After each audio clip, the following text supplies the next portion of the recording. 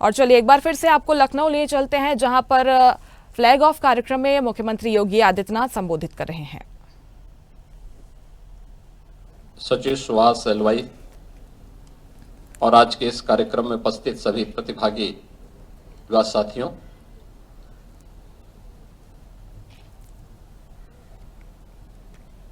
बारह जनवरी की तिथि देश भर के युवाओं के लिए एक युवा उत्सव के रूप में आता है, क्योंकि एक युवा ऊर्जा के धनी और वैश्विक पटल पर भारत की आध्यात्मिक, सांस्कृतिक और युवा शक्ति को पहचान दिलाने वाले स्वामी विवेकानंद की यह पावन जयंती है। और इस अवसर पर आदरणीय प्रधानमंत्री जी की प्रेरणा से प्रतिवर्ष पिछले कई वर्षों से युवा उत्सव का एक कार्यक्रम दिल्ली में आदरणीय प्रधानमंत्री जी के मार्गदर्शन और नेतृत्व में आयोजित होता है, जिसमें अनेक प्रकार के कार्यक्रमों की एक लंबी श्रृंखला होती है। उन कार्यक्रमों में भागीदार बनकर के युवा उत्साहित भी होते हैं, बहुत कुछ जानने, सीखने और पूरे देश को भी जानने, सीखने का एक अवसर हमारे युवाओं को प्राप्त होता है। इस वर्ष आप सबके लिए इसलिए महत्वपूर्ण है कि प्रधानमंत्री जी का सानिध्य भी मिलेगा और साथ साथ प्रधानमंत्री जी के साथ हमारे युवाओं को एक इंटरेक्शन करने का भी एक अद्भुत क्षण आप सबको प्राप्त होगा। इस अवसर पर जब हम लोग राष्ट्रीय युवा उत्सव के लिए इस प्रतिभागी टीम को यहां से रवाना कर रहे हैं, तो 3 प्रकार के आयोजन में आपको भागीदार बनना है। एक, प्रधानमंत्री मोदी जी ने देश के सामने आजादी के अमृत महोत्सव वर्ष में कुछ लक्ष्य रखे थे। उनमें था विकसित भारत। एक विकसित भारत के लिए युवाओं की ऊर्जा कैसे सहायक हो सकती है और युवा ऊर्जा का उसमें क्या योगदान हो सकता है, क्योंकि आज आप युवा हैं। जब ये देश आने वाले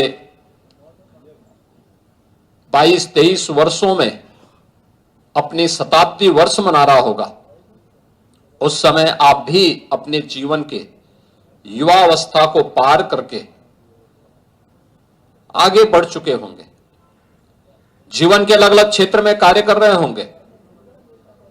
उन स्थितियों में उस समय का भारत कैसा चाहिए, उस भारत के निर्माण की कार्य योजना जो आज देश के अंदर तैयार हो रही है, उस कार्य योजना में कौन कौन से ऐसे महत्वपूर्ण पहलू होंगे जिनको हम आगे बढ़ा करके लेके चल सकते हैं। एक पक्ष विकसित भारत को लेकर के युवाओं की क्या भूमिका होने वाली है, दूसरा जीवन के प्रत्येक क्षेत्र में, जिस भी क्षेत्र में हम काम कर रहे हैं उसमें युवाओं की क्या भूमिका होगी। खासतौर पर एक युवा सार्वजनिक जीवन में आता है, उसके बाद संवाद की कला है कि नहीं है। एक राजनेता वही सफल हो सकता है जिसमें संवाद की कला हो। अगर वह संवाद की कला में माहिर नहीं तो वह कभी सफल राजनेता नहीं हो सकता है। और युवा संसद के आयोजन के कार्यक्रम के साथ आप सबको जुड़ने का अवसर प्राप्त होगा। हम लोग बहुत बार कहते हैं इस बात को कि परंपरागत छात्र संघ के चुनाव की बजाय हमें अपने विश्वविद्यालयों में, महाविद्यालयों में युवा संसद को प्रमोट करना चाहिए, जिससे एक नई पीढ़ी को हम वहां से आगे बढ़ा सकें। लीडरशिप का गुण क्या होना चाहिए, उसकी समाज के प्रति और अंतिम पायदान पर बैठे हुए व्यक्ति के प्रति क्या संवेदना होनी चाहिए।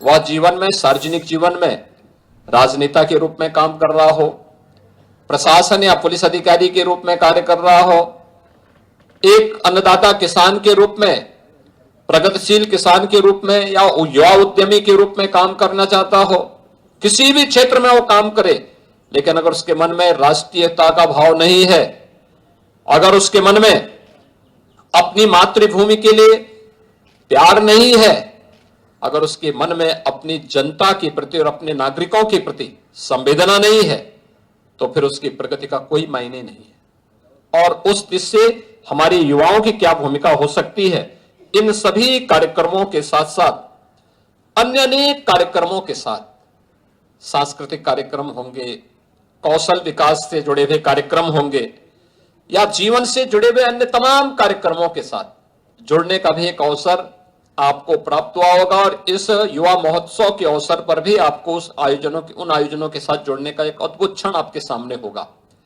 आप सभी 63 युवा उत्तर प्रदेश का प्रतिनिधित्व करके राष्ट्रीय महोत्सव का भाग बन रहे हैं। इस अवसर पर मैं आप सबको अपनी शुभकामनाएं देता हूं और विश्वास व्यक्त करता हूं कि उत्तर प्रदेश की विरासत और विकास की इस यात्रा में आप सब इसके सहभागी बने हैं। आप में से बहुत सारे युवा उत्तर प्रदेश की इस यात्रा को देख रहे हैं। पिछले 7-8 वर्षों के अंदर उत्तर प्रदेश जिस विकास की यात्रा को तेजी के साथ आगे बढ़ाया है, जिसने आज से 10 वर्ष पहले के उत्तर प्रदेश को देखा होगा, उसका स्मरण शक्ति अगर इतनी मजबूत है तो वह उस समय अपने को उत्तर प्रदेश का वासी कहने में संकोच। लेटेस्ट खबरों के लिए लाइक, फॉलो और YouTube पर सब्सक्राइब करें, बेल आइकन दबाएं, साथ ही विजिट करें swedeshlive.com पर।